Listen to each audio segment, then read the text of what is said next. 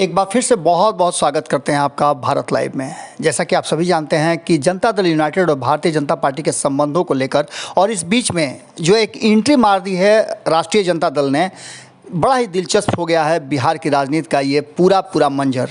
आप जानते हैं कि किस तरह से नीतीश कुमार अब भारतीय जनता पार्टी से ज़्यादा तेजस्वी यादव को अपना नज़दीकी मानने लगे हैं और उनके साथ वो दिल्ली तक की यात्रा करके आ चुके हैं। इन सब के बाद भारतीय जनता पार्टी की तरफ से जो बयान आ रहे थे उसमें कई तरह की तल्खियां नज़र आ रही थी और साफ तौर पर नज़र आ रहा था कि किस तरह से नीतीश कुमार को अलग थलग छोड़ दिया है भारतीय जनता पार्टी ने, तस्वीरों से भी गायब कर दिया है। और आपको पता है कि NH30 का उद्घाटन समारोह था जिससे नीतीश कुमार भी गायब हैं, जबकि बिहार सरकार का भी उसमें अंश लगने वाला है। इन सब के बावजूद इतर होकर के आप अगर सोचते हैं कि क्या कुछ होने वाला है जदयू में, तो आपको सोचना जरूर चाहिए, क्योंकि केसी त्यागी ने राष्ट्रीय कार्य समिति की जो बैठक होने वाली है, उस कार्य समिति की बैठक में जो फैसले होने वाले हैं उन सबको लेकर के केसी त्यागी ने बड़ी खुल करके और विस्तार से सारी बातें बताई। इस बीच में उन्होंने भारतीय जनता पार्टी को लेकर के कई ऐसी बातें कही जिसे निश्चित रूप से कहा जाएगा कि आने वाले दिनों में इसके व्यापक असर होंगे। केसी त्यागी पटना आए हुए हैं राष्ट्रीय कार्य समिति की बैठक के लिए। उन्होंने पहले तो ये बताया कि सब कुछ ठीक ठाक है, लेकिन जब चुनाव की बात और जनसंख्या नियंत्रण की बात हुई तो उस पर उन्होंने कई ऐसी बातें कहीं जिन बातों में विरोधाभास नज़र आ रहा है। एक तरफ जहां जनसंख्या नियंत्रण की बात को लेकर के केसी त्यागी ने कहा कि इस पर हमारा पक्ष कुछ अलग है, वहीं जातीय जनगणना को लेकर के भी उन्होंने कई ऐसी बातें कही। केसी त्यागी पुराने समाजवादी नेता हैं, अब देखना होगा कि जो वो बयान दे रहे हैं उसमें और भारतीय जनता पार्टी के साथ संबंधों में कितनी ज़्यादा नज़दीकी या दूरी होने वाली है। सुनिए क्या कहा है केसी त्यागी ने। उस पर मोहर लगनी, उसके लिए बैठक बुलाएगी। उसी सिलसिले में पार्टी पदाधिकारियों की ये बैठक थी कल का एजेंडा तय करने के लिए, और 31 जुलाई की बैठक में जितने भी निर्णय लिए गए थे उनके अनुमोदन थे। कुछ एजेंडों के जो महत्वपूर्ण एजेंडे हों सर, जिन पर महत्वपूर्ण एजेंडे वहाँ पर भी पहले आ चुके हैं। एक तो जो सर्वाधिक चर्चित एजेंडा है वो जातिगत जनगणना।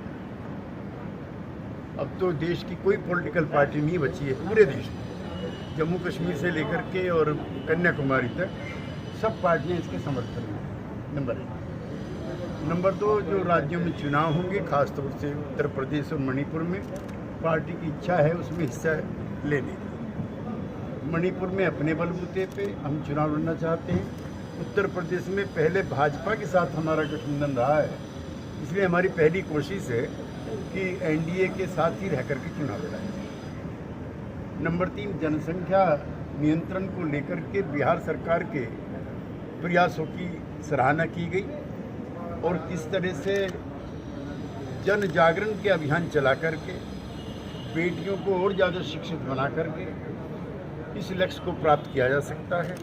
इसमें जबरन या कोई कोहेसिव जो वो मेजर्स होते हैं उसके जरिए हो, हम ऐसा नहीं मानते हैं। हाँ, इसमें कुछ प्रोत्साहन के कार्यक्रम चला करके भी आप लोगों को, परिवारों को प्रभावित कर सकते हो कि प्रजनन दर कम। और सर प्रदेश में कोई बातचीत हुई है क्या गठबंधन? प्रारंभिक तौर पे जो वार्ता हुई है उसको राष्ट्रीय कार्यकारिणी में रखा गया है कि कैसे राष्ट्रीय अध्यक्ष से, गृह मंत्री से और प्रधानमंत्री के संज्ञान में भी ये चीज़ें लाई जा चुकी हैं, लेकिन अभी कोई गठबंधन का स्वरूप नहीं बना है। कितने सीटों पर तैयारी कर रहे हैं आप लोग? नहीं, पहले तो बीजेपी के साथ होगा, तब बीजेपी के साथ नहीं होगा, तब दोनों परिस्थितियां अलग हैं। तैयारी तो शुरू हो जाएगी ना? वो जन जागरण का कार्यक्रम हमारा जो पुरानी पार्टी होने के नाते जारी है, लेकिन सीटों की संख्या भी बताने की स्थिति में नहीं। किन नेताओं को जिम्मेदारी दी जाएगी, क्या कुछ तय किया गया है, मसौदा तय किया? ऐसा कुछ अभी तय नहीं। सर संगठन के प्रारूप में भी क्या कुछ चर्चा हुई है क्या? जी, प्रदेश नेतृत्व में बदलाव को लेकर के कुछ चर्चा नहीं, हुई? ये अभी आज के एजेंडे का हिस्सा नहीं था। जो कल हमारी बैठक है वो 31 जुलाई के जो दिल्ली में कार्यक्रम हुए थे या फैसले हुए थे उन्हीं के अनुमोदन के लिए। ठीक।